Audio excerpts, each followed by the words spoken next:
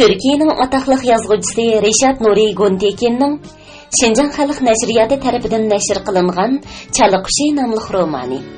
Bu roman Belqut şirketida avazga ilinib, Belqut to'rida anlatıldı. Qushlar arali 18-iyun. Bugun atdigan hesaplasam, qizimni ko'mib qo'yganimga to'p-to'g'ri 73 kun bo'ldi. Bu qayg'uga chidashga asta-asta ko'nishga boshladim. Odam nimalarga chidamaydi? Qiyri doktorim bilan dengiz bo'yiga borgan edim.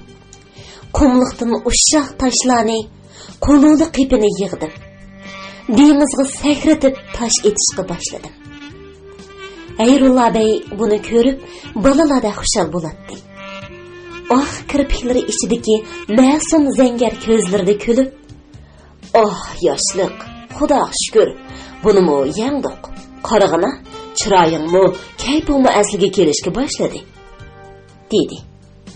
Men kulib turib, "Kishining sizga o'xshash doktori bo'lsa, shundoq bo'lmamdi amisa", dedim. U asta beshini chayqab, "Undaq emas qizim.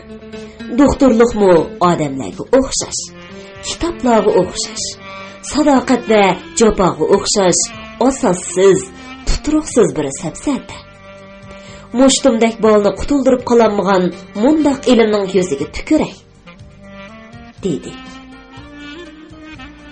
"Qanday qilamiz doktor bey? Xafa bo'lmang. Xudoning taqdiri shundoq bo'lsa kerak", dedim. U g'amkingina yuzimga qaradi. "Bechora qizim, mening sana zodi nima uchun ichindiganligimni bilamsan? Dardga mubtalo bo'lganingda asli o'zing tasalliga muhtoj bo'lsangmi, buni unutib boshqalarga tasalli berasan. Sening bu mazlum holating meni yig'latgudek bo'ladi." Bir oz jim bo'lgandan keyin o'zidan shikoyat qilishga boshladi. "Menmu arzimas odam bo'lib qoldim-ku. Aqlimdan ozgan o'xshayman. Yur, ketaylik bola." Sarg'aygan etizlarni aralab uyga qarab mandik. Dehqonlarning hammasi doktorni taniydi. Ziraat buyusi yanada ishlayotgan qiyri bir ayol bilan so'zlashdi. Hayrulla bey bir necha yil avval bu ayolning navrisini davolabdi ekan. Mo'may uzun duo qilgandan keyin To'mas issiqda xaman tepiyotgan semiz bir bolni chaqirdi. "Bu yoqqa kel, Husayn. Qutqizuvchining qo'lini so'y. U bo'lmagan bo'lsa, sen hozir bir uchun to'piq ayilib ketgan bo'lar eding." Qiyri doktor Husaynning oftobda ko'yib terlagan yuzini silab, "Men unda quruq qo'l so'yishlarga rozi bo'lmayman yigit. Qani, bizni dovanmindir", dedi. Kuchlik ikki kala qo'shilgan dovanga mendik. 5-10 minutcha saman dengizining seriq to'lqinlari ustida asta-asta aylandi. Bugun u voqeani yozishga o'zimda bir jasorat topdim. Kundalik xotiramning oxirgi betini yozgan kechining atisi at deganda Munisaning holi texmi ig'irlashgan edi. Ovozi gap qilolmas darajada bo'g'ilgan bechora bolam nafas ololmay qiynaladi. Nima bo'lsin, boshqa doktor bo'lsa-mi chaqirishim kerak edi. Paranjamni kiyayotganimda Hayrulla bey kelib qoldi. Kasalni ancha-muncha tekshiribla xatarlik emasligini aytdi. Lekin qopiqqa tushib xiyol surib qoldi. Uning chiroyi ko'nglimni g'ash qig'inini o'ziga qo'qib turib aytganimda ochqi kelgandek mo'rsini qisib, "To'lig'ining budan qimma. To'p-to'g'ri 4 soatlik yo'ldan kelgicha herib o'layli" dedim. "Sizlarga xizmat qilganim yetmagandek, endi xushomad qilaymi-ga?" dedi. Hayrulla bey ig'ir kasallarni ko'rganda doim shundoq asabiylik va qo'pollik qiladi. Yuzimga qaramaslikka tirishib, "Garchi zo'rur bo'lmasimi, ehtiyotan bir ishki doktor chaqirmoqchiman", qog'oz qalam akal, tez bo'l, dedi. Bugun hamma ishim ta'tirga mang'atdi. Degandan beri maktabdan meni chaqirib 3 qitim odam keldi. Ma'arif kengashining 2 a'zosi bilan biri taftish kelganmish. Mendan ba'zi narsalarni so'ramoqchimish. 3-chi qitim chaqirib kelgan xizmatchi ayolni tillab qo'g'lab etgudak bo'ldim. Hayrulla bey birdan ochiqlanib: "Bu yerda sana nima bor? Qani, ishingga bor. İşimning to'liliqida erib ketganimda yana sening bilan ovora bo'laymi? Qani, tez paranjangni yepin. Mana, sen bu yerda bo'lsang, meni g'o'diqtirib etsan. Tezma. Bo'lmasa, men chiqib ketaman." dedi. Qiyri doktor shunchalik qo'pollik bilan qat'iy buyruq berdiki, bo'ysunmaslik mumkin emas edi. Hatto so'z qaytarishga jur'at qilolmadim. Yig'la maktabga ketdim. Ma'arif ministerligi meni dunyoning nozik ne'matlariga ko'mivetsimi, bugungi fidokorligimni to'layamaydi. Ular sinflarni aylanib yurib, o'quvchilardan imtihon oladi. Daftarlarni ko'ratdi. Ming xil o'rinsiz narsalarni so'raydi. Beshimga kelgan bu g'am qayg'u ichida nima o'ylab, nima deb javob berganimni bilmayman. Chashqa vaqti bo'lib qolaydigan bo'lsa-mu, ular texi ketmagan edi. Axir ulardan biri mening parishonligimni sezdi. "Mijozingiz yo'qmi, nima mudira xonim? Chiroyingiz behmi mayus ko'rinadi." Endi o'zimni tutolmasdan rahim tilagandek bo'ynimni egib, qo'llarimni qo'shtirib: "Uyda bolam o'lim holatida yotadi" dedim. Manga ish og'irtishni ma'nisiz tasallilar berib ketishga ruxsat qildi. Uyim bilan maktabning oraliqi 5 minutlik yo'l edi. Men bu yo'lni yarim soat, balki uningdan ko'p vaqt mangandiman. Atdigandan beri uyga tezroq qaytish uchun oldirab turganimga, toqatsizlanganimga qaramay, hozir nemishqidir uyga berishni xohlamaydim. Tenha özüm ko'chalarda tamlag'i yo'lanatdim. Yerib charchagan yo'lovchilardek buloq beshidagi toshlarga o'ltirib olatdim.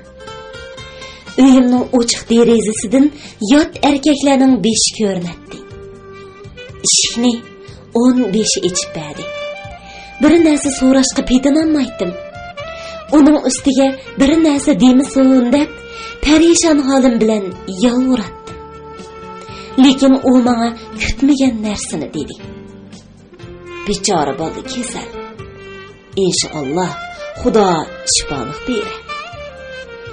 Birdinla uyning to'rislari ostin ustin bo'lib ketdi. Dilqut xazinasi Sanambay ustida doktor Hayrulla bey ko'rindi. Maydisi ochiq, yalangbosh, yanglari turilgan holda. "Kim keldi 15i?" deb vaqirdi. Halsizlanib palampayga o'ltirib qoldim. Hayrulla bey o'ylining qorong'uligida meni ko'ribla turib qoldi. Keyin uduqqan holda: "Senmidin Farida? Kelganing yaxshi bo'ldi", dedi-da asta yenimga tushdi. Mening holatim hamma narsadan xabardor ekanligimni bildiradi. Qo'limni tutdi va o'zib. "Hayrat qil qizim. G'ayrat qil. Tishimni tishla. Xudoyim buyursa saqib qoladi. Qonbadik. Qo'limizdan kelganini qilyapmiz. Allohga umid uzishga bo'lmaydi." "Doktor bey, ruxsat qiling. Qizimni ko'ray", dedim. "Hozir emas Farida, bir ozdan keyin o'zingni bir oz desam. Xudo haqqi hech nima bo'g'in yo'q-ku. Qasam ichib beray. Salla holidan katta shu. Boshqa narsa bo'g'in yo'q." Men o'diqmay qat'iy qilib: "Cho'qim ko'rishim kerak doktor bey. Ko'rsatmaslikka haqqingiz yo'q", deb zarlandim. Keyin cho'nqur o'qtatib so'zimni davom qildim. siz tasavvur qilgandan ortiqroq g'ayratliman. O'rinsiz bir ish qilib qo'yamikin deb ansirmisingizmi bo'ladi? Xayrullo bey sal o'ylangandan keyin beshini lingshitib rozi bo'ldi. Mayli qizim, lekin shuni unutmag'inki, behuda ahvoqlar kasalni cho'chitib o'tadi, dedi. Odam qanchalik eg'ir hasrat ichida bo'lmasin, ustiga bir majburiyat olgan ekan, sukut qilishga chidashga majbur bo'ladi.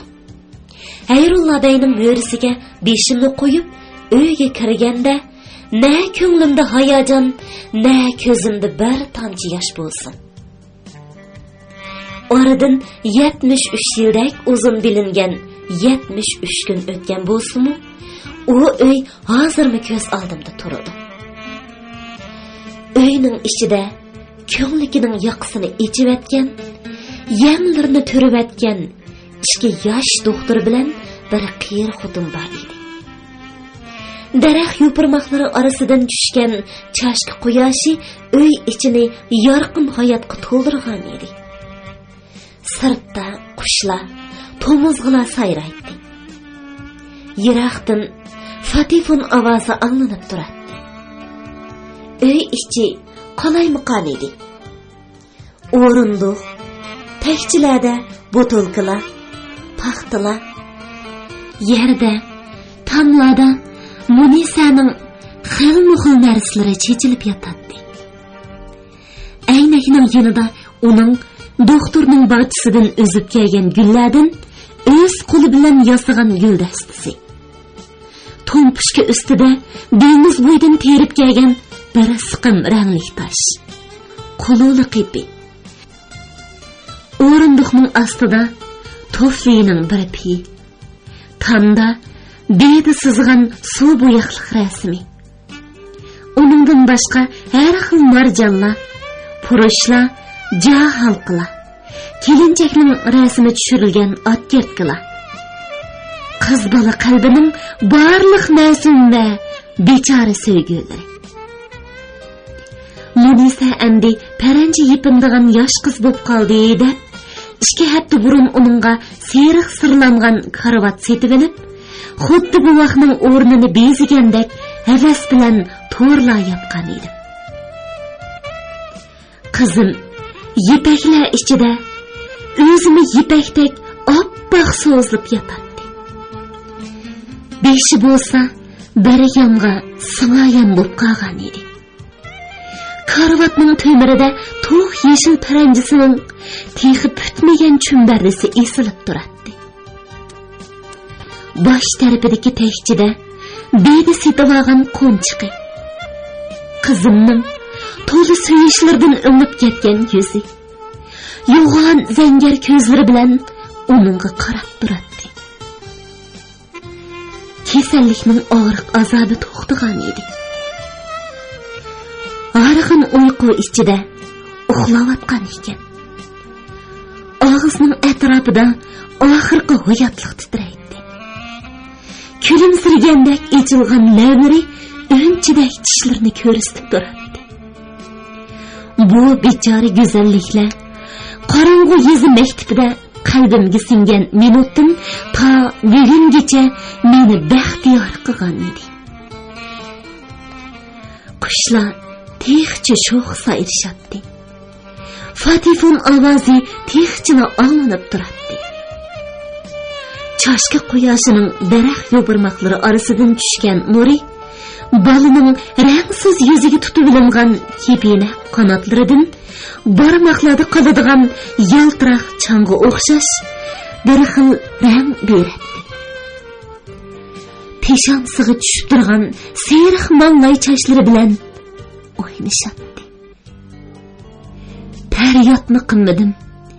O'zimni uning ustiga atmadim. Qo'llarim qiyri doktorning bo'ynida. Beshim mo'risida. Bu go'zallikni alamli saodat bilan tomosha qilyotdim. O'lim balamga oy nurining yumshoq husni bilan yiqilishyapti. qo'rqitib o'tishdan ehtiyot qilgandek ona lavlari bilan peshonasidan levidan so'ydi. Doktorlar karvatga yiqilishdi. Biri yipak kirlik ichidan qizimning yalinash belikini chiqarib, o'kil sag'inini ko'rdi. Hayrulladay salla o'rilib, gavdasi bilan meni to'sib oldi. Doktorlarning biri: "Attir, ozroq attir beringlar," deydi. Qiyri doktor beshi bilan tekchilardan birini ishorat qildi. Qushlar tinmay sayrashatdi. Fatifonning ovozi bag'an sira avjiga chiqqan edi. Birdilla uy ichiga attirgul meyining o'tkir puruq taraldi. Attir topolmasdan uni ishlatibdi. Attirgul meyi qizimning qo'lidan majburiy tatib olgan shisha. Meni beg'ishlagan barliq baxt saodatlarga zid holda u yaxshi ko'rgan arzimas bir puroqni uningdan qizg'anib, vijdonsizlik qilgan edim. Ingragandek bir ovozda: "Hammasini o'ringa to'king, doktorday. Qizim bu puroq ichida texmi baxtiyor holda jon o'ssin," dedim. Hayrulladay chochlarimni silab turib: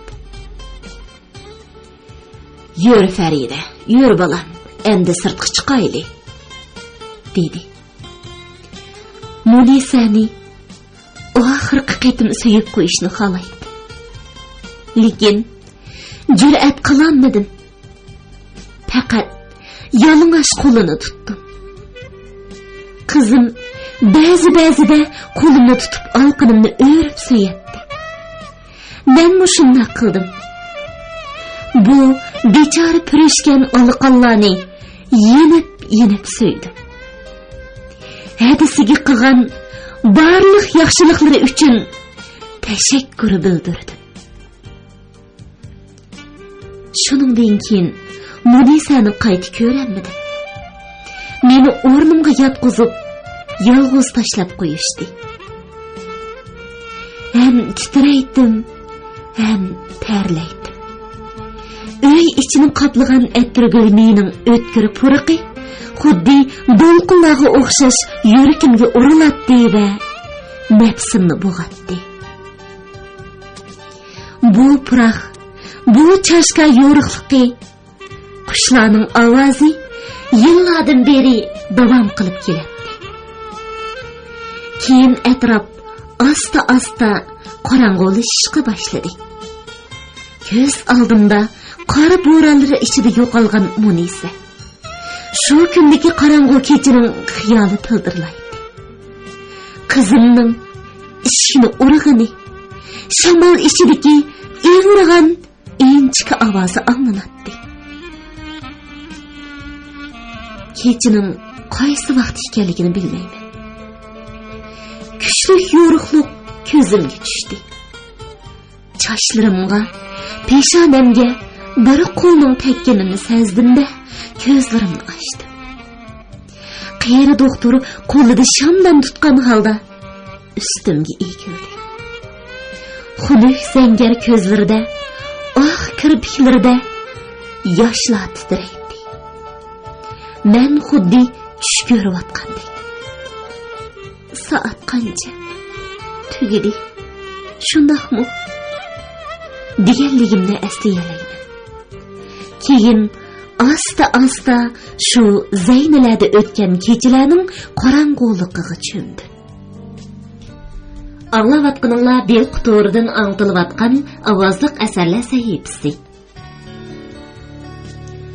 Qaytadan ko'zimni ochganimda o'zimning nada ekanligini bilolmadim. Boshqa uy, boshqa derazalar. Jaynaklarimga tayinib o'rnimdan turmoqchi bo'ldim. Beshim mening emasdek yana yostiqqa tushdi. Vuduqib atrofimga qaradim. Yana doktorning zangar ko'zlarini ko'rdim.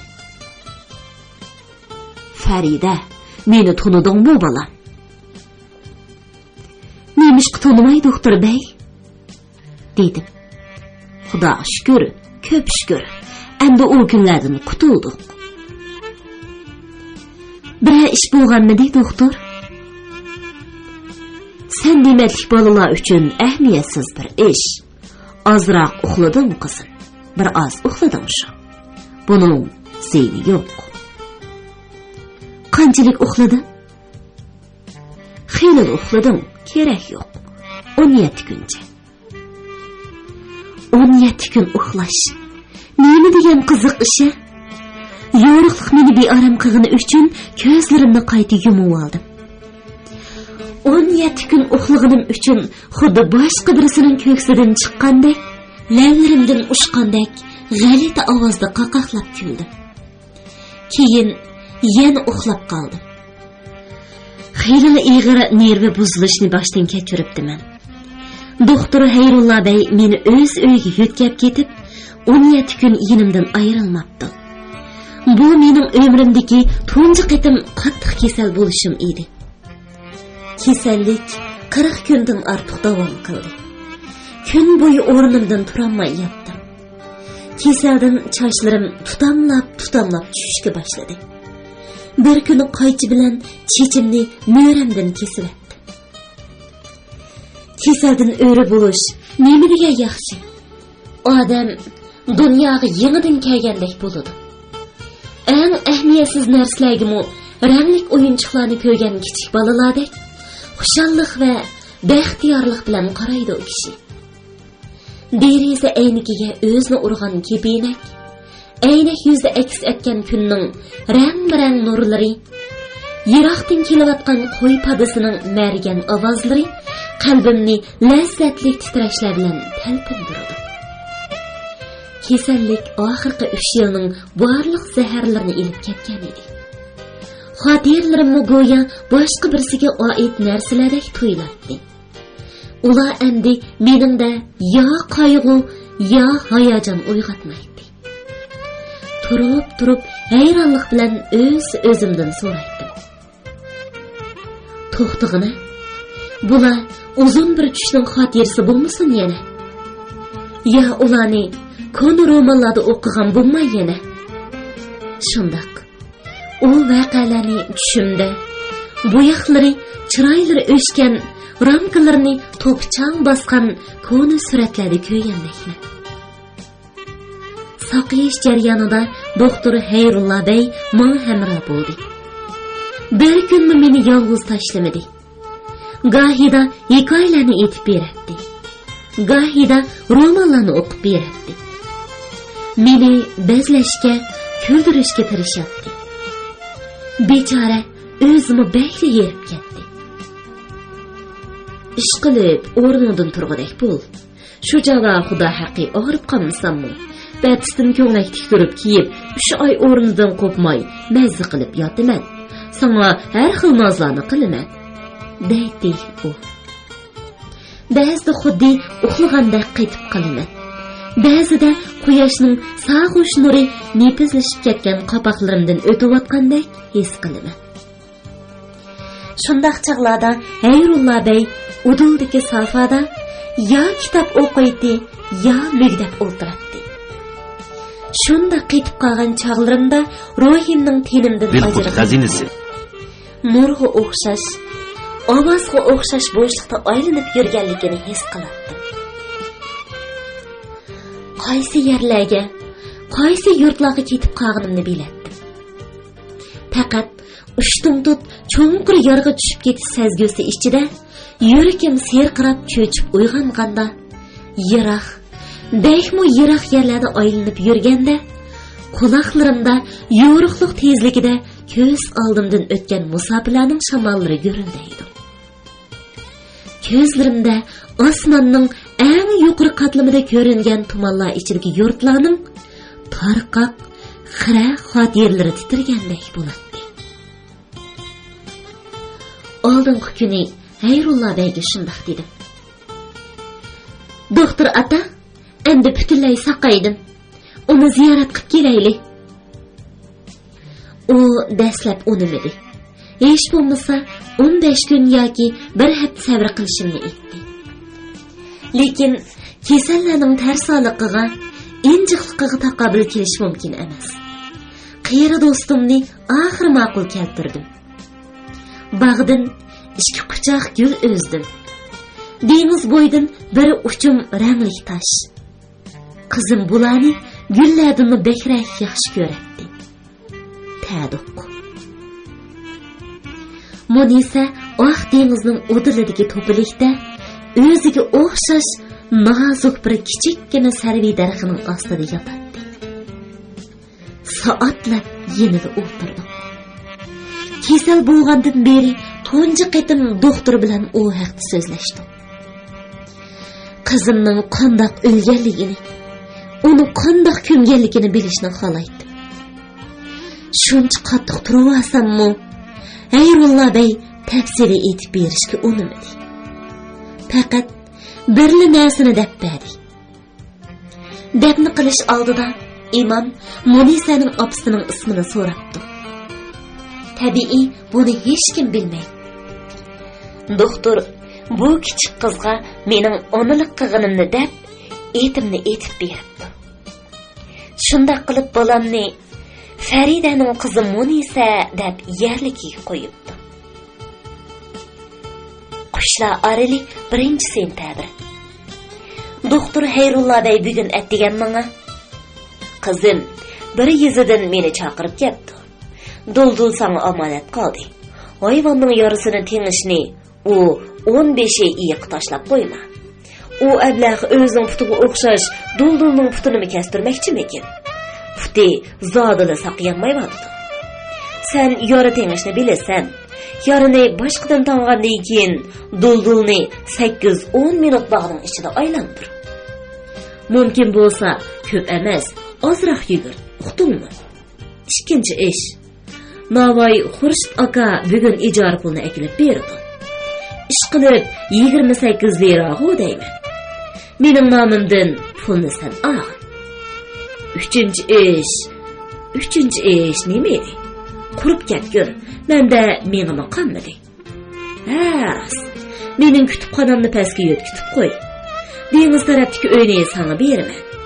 U teximi chiroyli. Bo'libmi qishning shamili urmaydi. To'nglamaysan. Necha vaqtdan beri aytmoqchi bo'lgan so'zimni aytish payti kelgan edi. Men shundoq dedim. Doktor bey, dulduldan andish qilmang. Ijara pulini ib qo'yaman. Lekin oxirgi ishni bajarishning hojati bormikin? Yetarlik mehmoningiz bo'ldim. Ruxsat qilsangiz, men kessam. Doktor qo'llarini beliga tirab turib, menga tahlil qilib, ovozni inchik chiqarib achchiq bilan. Yetarlik mehmoningiz bo'ldim. Ruxsat qilsangiz, men kessam. dedi. Keyin jiddiy qiyofatda mushtimini tugib. Nima dedim? Ketaman den sana. Mani ko'rdingmi? Og'zini quloqlaringgacha yertib o'taman. Shu chaqdala qiyomatgacha kulasan, dedi. Lekin doktor bey, mehmondorchilik bekmi uzrab ketdi. U yanada qo'lini beliga tirab. Xo'p, kichik xilim hazratlar. Ketishni xohlaysiz. Lekin nega? Kulimsirab turib javob berdim. Doktor bey, nega ketadiganligimni men o'zimdan so'rayman. Faqat shu narsa aniqki, ketish kerak. Bir umr sizning yoningizda qololmayman-da. Bu shundoq bo'ladi. Eng og'ir kunlarimda menga yordam qildingiz. Buni men unutmayman, lekin Xayrullo bey enkimni tutib turib. Kichik bola, gap tanliqning keragi yo'q. Biz sen bilan ish tuqqan qiyrinlashdek bo'lib qoldik. Ma'nili, bema'ni qilmay o'zingning ishingni qil. Men yanala o'z gapimni qilatdim. Doktor bey, bu yerda qolsam men uchun rohat bo'ladi. Buningga ishining. Yeringizda bekmi baxtli yashayman. Biroq qachongacha sizga yuk bo'laman? Siz bekmi insonparvar, kuyimchan, lekin Doktor qisqa chochlarimni to'zitib turib, menga chaqchaq qiladi. Yana mening so'zlarimni doğramoqchi bo'lib, qo'zlarini ichiga tortib, tumshuqini ushlab, ovozni inchik chiqarib. "Insonparvar, ko'yimcha, sening bilan tragediya o'ynayapmizmi, talva qiz? Ajab, gap anglamay ketding-ku. İnsonparvarlik, fidokorlik degan so'zlarning men uchun ahamiyati yo'q, kichik bola. Men o'z xohishim bo'yicha yashadim. Shunga o'zim xohlab sana yaxshilik qildim. Seni yoqtirmagan bo'lsam, rangingga qaramas edim. Agar egiz munardan o'zimni otqanligimni anglasang, kim biladi? Bu ahmaq qeri nima hozir topqandi degan. Hargiz fidokorlik qildi deb yurma. Molyerning bir qahramoni bor, bekmi yoqtiraman. Bayqushni kaltaklaganda uni qutuldirishga kelganlarni qo'llab o'tadi. Ketinglar apandilar, ishinglarni qilinglar. Xudo guvo, balkim toyoqdan hozirlanayotgandiman deydi. Qani kichik bola, baloqlama. Men kelgucha o'ylar tayyor bo'lmasa, holingga voy. Xudo haqqi, yosh bir kilangsiz ko'zatchi bor. Uni chaqirmanda seni majburiy uniga nikohlab qo'yaman. Jajangni yeysan. Ayrimlarning ba'zida qig'inidek o'rinsiz chaqchaq bilan meni izo tarqizdiganligini biletdim. Shunga yenidan qechib ketdim. Ayrullah bey mening uchun ham esil bir dada, ham yaxshi bir do'st edi. Uning uyida o'zimni yot his qilmaydim. Menga o'xshash qalbi hayoti barbod bo'lgan bir qiz qanchalik baxtli bo'lishi mumkin bo'lsa, men ham shunchalik baxtliman. O'zim uchun ming xil ish topatdim. Qiyri enik onamga yordamlashaman. Uylarni saranjonlashtiraman. Boqqa qarayman. Tamam etishga, hatto doktorning hisobot ishlariga qarashiman. Bu yerdan kelsam, nima qilaman? Men og'riq hisobida. Salomatlikim asta-asta asliga kelyapti. Lekin buning hammasi foydasiz. Ichimda sungan allaqanday bir narsa bordek his qilaman. Burunqi tan sog'lig'imni, menga hamma narsani yoqtiradigan ko'ni xushchaqchaqligimni endi topolmayman. Kulib turib yig'layman, yig'lab turib kulaman. Bir minutim yana bir minutga o'xshamaydi. Masalan, tunog'in oqshom bekmi xushal edim. O'rinda yetib ko'zimni yumganda o'zimni baxtiyor sezgan edim. Tang otarga yaqin qorong'ulikda hech sababsizla yig'lab turib uyg'ondim. Nima bo'lgan edi? Nemishqa yig'layman? Buni o'zimni bilmayman. Go'yo bu kecha keng dunyoning jimiki uylarini bir-birlab orlab, u yerda qanchalik g'am qayg'u, umidsizlik bor bo'lgan bo'lsa, hammasini yig'ib o'z qalbimga to'shqizg'adakman. Bu sababsiz, nomsiz, tilsiz motam ichida jinim opa deb titrab turib yig'laydi. To'lib etmaslik uchun qo'lim bilan og'zimni etib oldim. Shu chaqda yondagi uydan Hayrullah beyning ovozi anglandi. Farida, senmidin? Nim buldun qizim? Qiyri doktor qo'lida sham uyimga yugurib kirib keldi. Nima bo'lganligimni, nima uchun yig'laganligimni so'rashni loyiq ko'rmasdim. Ahmiyatsiz balki ma'nisiz mehr-shafqat so'zlari bilan meni baslashga boshladi. Ishqisi yo'q qizim, ishqisi yo'q. Mundaqli bir asabiy tutqoqliq. O'tib ketdi bola. O'tib ketdi.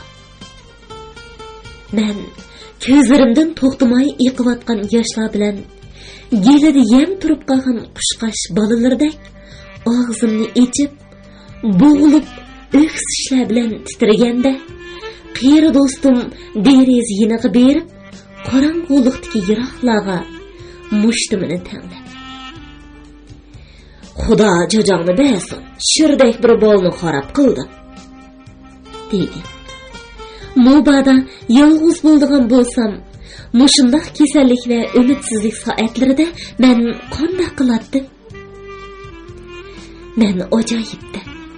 Hozirdan buni nemishqa o'ylayman? Endi doktor bey har holda oz deganda bir oy, balki uningdan ko'p vaqt meni yolg'iz tashlamaydi. Olajaqaya yezisi 10-sentabr. Bir haftadan beri Olajaqaya yezisidiman.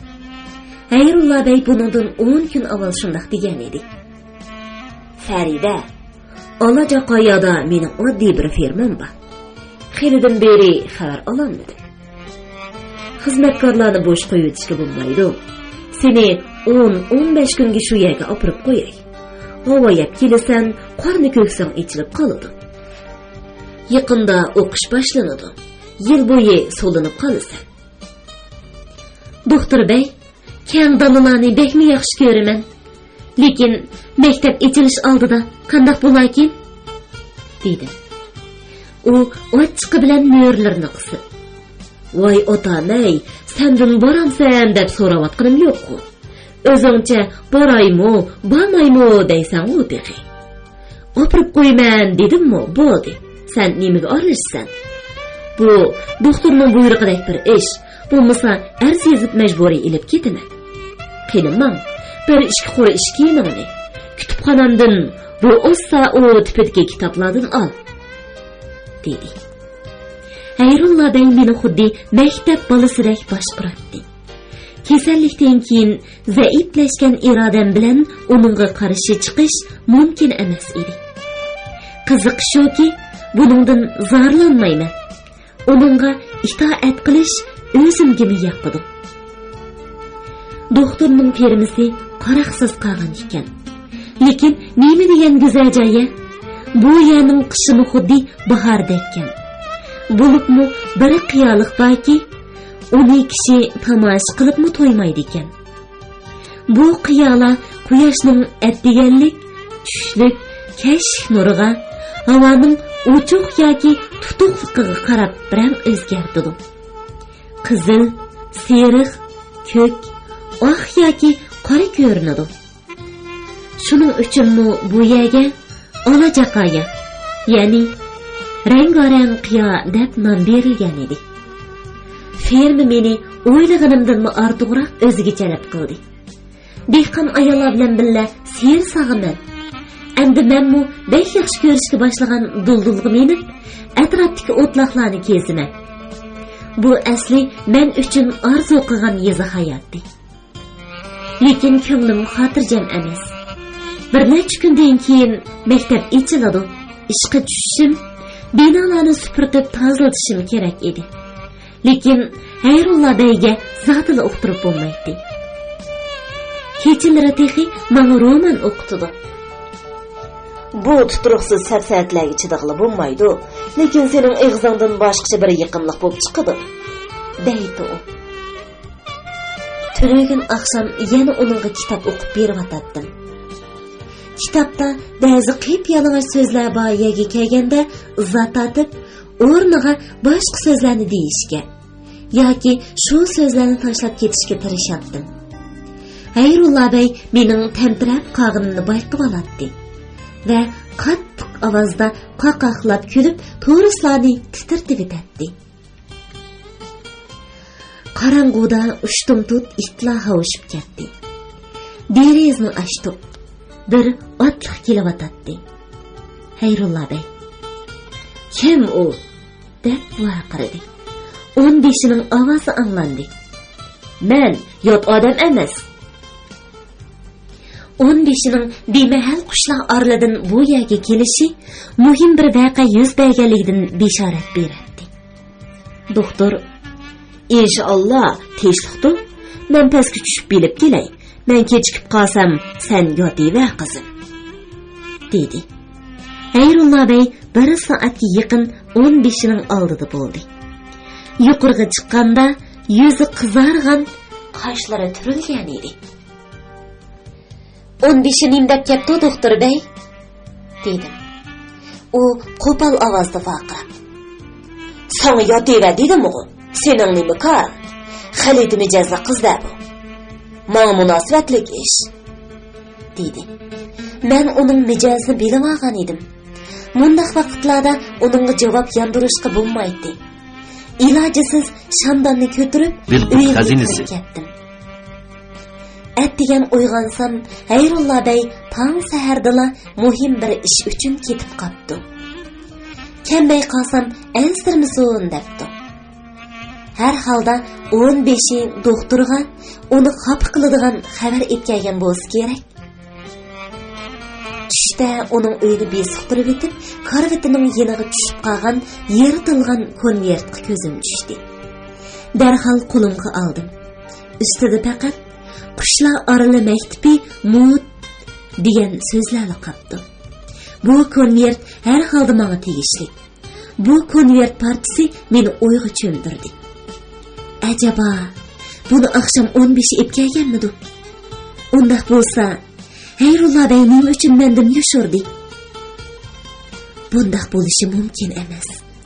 Bu konvert cho'qim kitoblarning ichida Qushlar oralidan kelgan bo'lsa kerak. Qushlar orali 25-sentabr. Hayot rasvogarchilikdan boshqa narsa emas deguvchilar nima degan to'g'ri aytgan? Oxirgi voqealarni kundalik xotiramning oxirgi betiga o'z ayni yozaman. O'zimdan qalbimdagi esyonni va bir tomchi ko'z yeshimni qo'shimcha qilishni xohlamayman. Hayrullah bey meni fermada 2 kun saqlatdi. 3-chi kun oqshimi tashvishim shu darajaga yetdiki, nima bo'lsa bo'lsin, saharda harba qo'shtirib o'zim yolg'iz shaharga kirmoqchi bo'ldim. Atsi degan uyg'onsam, u ketdi. Beg'am, qayg'usiz Hayrullah beyni hech qachon bundaq parishon va g'arg'in ko'rmagan edi. Har vaqtdagidek chochlarimdan so'ydi. Keyin yuzimga diqqat bilan qarab, "Xudo jojisini bergulla, tufi!" dedi. Beshimga yangi bir falokat kelganini his qildim. Biroq so'rashni paytmanmadim. Hayrullah bey qo'llarini yonchiqiga selib, o'ylangan holda u yoqdan bu yoqqa mang'atdi. Keyin qo'lini mo'ramga qo'yib, "Qizim, bir narsani bilgan o'xshamaysan," dedi. "Yo'q, doktor bey." "Bilasan, undaq bo'lmasa, bu normalsizliklar diqqat e'tiborini topgan bo'ladi. Cho'qim bir narsalarni so'ragan bo'ladi." Men jiddiy holda g'oyat og'ir bir g'amkinlik bilan, "Yo'q, doktor bey, hech narsani bilmayman. Faqat sizning jiddiylashganingizni, azob ichida ekanligingizni ko'ryapman. Bir g'imingiz bor. Siz mening ham himoyachim, ham dadam o'rnida bo'lganingiz uchun sizning qayg'ungiz mening qayg'um. Nima ish bo'ldi?" dedim. "Farida qizim, o'zingni yetarli darajada kuchli his qila olamsan?" Hayronlik qo'rqinchdan kuchli edi. Vazmin ko'rinishga tirishib, "Men g'ayratliman. Buning isbotini bir necha qatim ko'rdingiz. So'zlavering, doktor bey," dedim. "Farida, qo'lingga qalamni ol. Nima deysan shuni yoz. Qiynay qizim. Qiyri do'stingga ishongin." Hayrullah bey to'xtab, o'ylab, menga shu qurlarni yozg'izdi. Belqut shirkatida ovozga ilinib, Belqut to'g'rida anglatilayotgan Turkiya yozuvchisi Rishad Nuri Gontekinning Şinjan Xalq nashriyoti tarafidan nashr qilingan Chala qushi nomli romanini bugun mushu yergacha anglatdik.